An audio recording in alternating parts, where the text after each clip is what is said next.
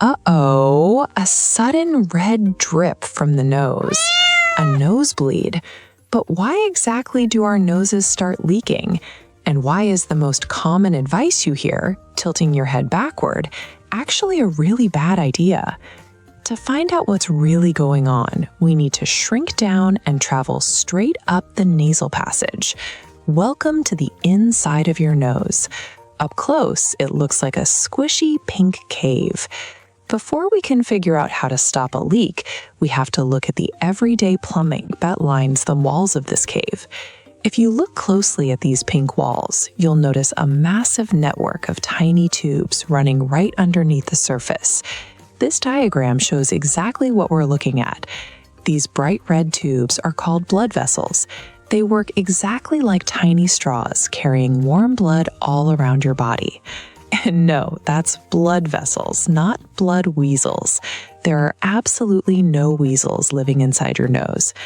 These blood vessels have a very important job. When you breathe in freezing cold winter air, the warm blood inside these little tubes heats that air up before it travels down to your lungs. But to do their job properly, these heating pipes must sit right on the edge of the skin. That makes them incredibly delicate. So your nose is a highly efficient built-in heater. But having those delicate pipes so close to the open air means they are very easy to bother. Imagine breathing in during a cold, dry day. Inside your nose, that feels like a dusty windstorm blowing through the cave, drying out the walls. This dry air can irritate your nose. To irritate something means to bother it or make it sore. The pink lining gets cracked and fragile. And environmental threats aren't the only problem. If you send a finger up there to go exploring and pick your nose too hard, you're poking directly at those fragile pipes. Getting bumped in the face while playing sports, or even just blowing your nose a lot during a stuffy cold, can also irritate that delicate lining. This animation shows the exact moment a nosebleed begins. When the delicate tissue gets too dry or takes a direct hit, one of those tiny red straws simply snaps open and begins to leak. When that leak drips out of your nose, your first instinct might be to panic and tilt your head straight up to the ceiling to keep it in. But there's no reason to be scared. A nosebleed is just a simple physical reaction to a tiny heating pipe breaking under stress. First, whatever you do, do not tilt your head back. Leaning backward just forces that leaking liquid down your throat, which can make your stomach upset. Instead, you want to sit up straight and lean slightly forward. This diagram shows the right technique. Pinch your nose.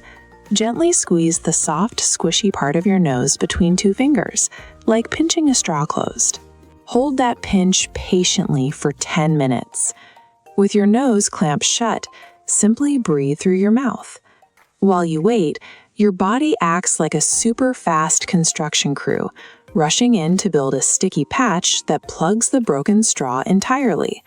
So by combining a simple forward pinch with your body's natural healing tools, that leak will be fully repaired before you know it.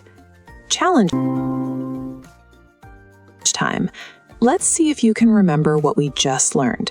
Question 1. What do we call those tiny tubes inside the nose that break and cause a bleed? Blood vessels. Question 2. Should you lean backward or forward? Forward. You aced it.